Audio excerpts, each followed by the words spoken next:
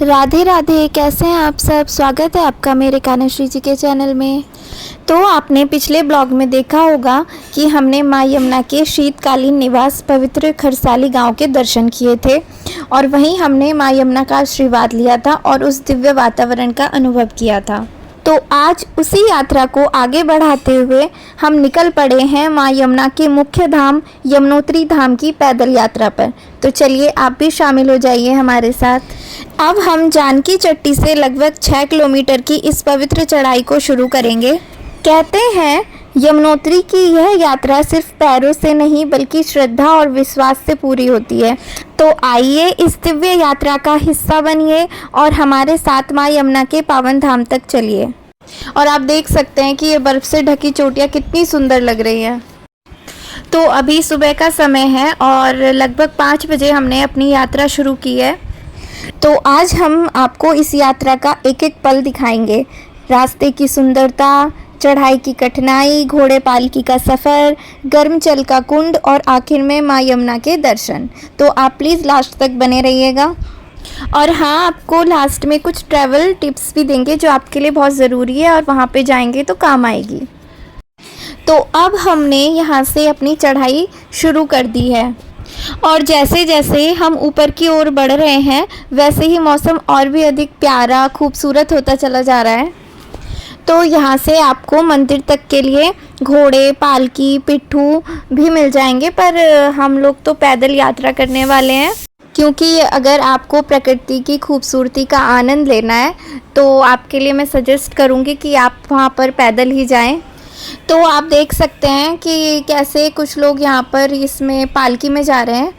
और अब यहाँ से यमुना मैया का मंदिर 5 किलोमीटर रह गया है और सामने बर्फ़ से ढकी पहाड़ों की चोटियाँ ऐसी लगती हैं कि मानो प्रकृति ने सफ़ेद चादर ओढ़ रखी हो।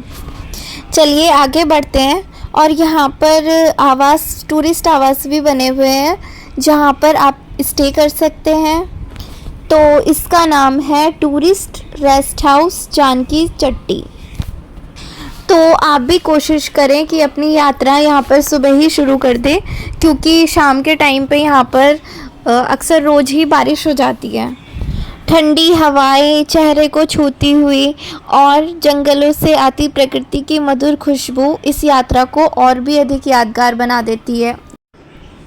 यहाँ हर मोड़ पर एक नया नज़ारा हमारा इंतज़ार कर रहा है।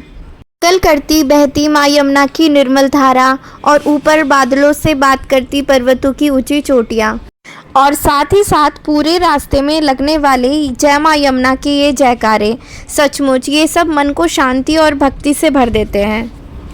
यमुनोत्री की यह यात्रा केवल एक ट्रैक नहीं है बल्कि हिमालय की गोद में प्रकृति और आस्था का अद्भुत संगम और अनुभव है जिसे हम केवल शब्दों में बयान नहीं कर सकते हैं बल्कि इसको एक्सपीरियंस किया जा सकता है, आप इसको महसूस कर सकते हैं। तो अब हम यमुना द्वार पर पहुंच चुके हैं और ऐसा कहा जाता है कि जो एक बार इस यमुना द्वार से होकर निकल जाता है उसको कभी भी यमलोक नहीं जाना पड़ता। अगर आप यमुनोत्री की यात्रा पर आ रहे हैं तो आपके लिए कुछ टिप्स हैं। सबसे पहले तो आप कोशिश करें कि आप अपनी यात्रा को सुबह जल्दी शुरू कर दें क्योंकि शाम के टाइम यहाँ पर बारिश हो जाती है। दूसरा, रेनकोट अपने पास ज़रूर रखें और पानी की बोतल अपने पास रखें। गर्म कपड़े साथ रखें क्योंकि यहाँ का मौसम कभी भी बदल जाता है। और सबसे इम्पॉर्टेंट, धीरे धीरे चलें, जल्दबाजी ना करें चलने में। तो अब यहाँ से 4 किलोमीटर रह गया है मंदिर और रास्ते में ये छोटी छोटी दुकानें हैं जहाँ पर चाय, मैगी, पानी और मतलब कोई भी हल्का ब्रेकफास्ट आसानी से मिल जाएगा। यहाँ पर ये राम मंदिर बना हुआ है, प्राचीन श्री राम मंदिर। तो आप भी दर्शन कीजिए प्यारे राम लला के। तो इतने प्यारे से दर्शन के बाद अब हम बढ़ते हैं आगे और अब यहाँ से यमुनोत्री धाम सिर्फ 3.5 किलोमीटर की दूरी पर रह गया है। ठंडी हवा, बादलों की चादर, झरनों की आवाज़ और हर मोड़ पर एक नई खूबसूरती, यही कारण है कि लोग इस यात्रा को केवल धार्मिक ही नहीं बल्कि जीवन का एक यादगार अनुभव भी मानते हैं। अब रह गया है यहाँ से मंदिर सिर्फ 500 मीटर। रास्ता पूरी तरह पहाड़ों के बीच में बना हुआ है और अब यहाँ से मंदिर दिखने लगा है। देखिए, आप भी दर्शन कर सकते हैं। वहाँ पर वो है मंदिर यमुना मैया का, पहाड़ों के बीच में बना माँ यमुना का बहुत सुंदर सा मंदिर। मंदिर के पास बस पहुँच गए हैं और मंदिर के पास में ये कुछ दुकानें हैं। यहाँ पर प्रसाद मिलता है और भी बहुत सारी चीज़ आप इन दुकानों से ले सकते हैं। तो चलिए अब चलते हैं मंदिर की ओर। तो यहाँ पर आप दर्शन कीजिए सुंदर यमुना मैया के। यहाँ पर आप जल की आवाज़ भी सुन सकते हैं।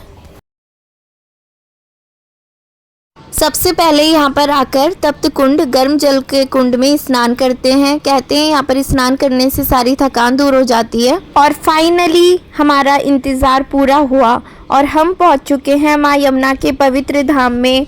बोलिए यमुनोत्री धाम की जय, यमुना मैया की जय। दर्शन कीजिए सुंदर से मंदिर के। और यहाँ पर बारिश शुरू हो गई थी। अब दर्शन करते हैं प्रसिद्ध सूर्य कुंड के। यहाँ का जल इतना गर्म होता है कि यहाँ पर कपड़े में चावल बांधकर इस उबलते हुए जल में पकाते हैं और फिर यही प्रसाद माँ यमुना को अर्पित करते हैं और फिर उसे घर लेकर आते हैं। और कहते हैं इस चमत्कारी प्रसाद को ग्रहण करने से सभी कष्ट दूर हो जाते हैं। फिर हमने हनुमान जी के दर्शन किए और फिर हमने भैरव बाबा के दर्शन करके अपनी इस यात्रा को पूरा किया। नेक्स्ट ब्लॉग में हम चलेंगे गंगोत्री धाम की ओर, तो वो देखने के लिए चैनल को सब्सक्राइब जरूर कर देना। अगर आपको यमुनोत्री धाम का ब्लॉग अच्छा लगा हो तो प्लीज़ कमेंट कीजिए, लाइक कीजिए एंड सब्सक्राइब कीजिए। तब तक के लिए राधे राधे, मिलते हैं नेक्स्ट ब्लॉग में।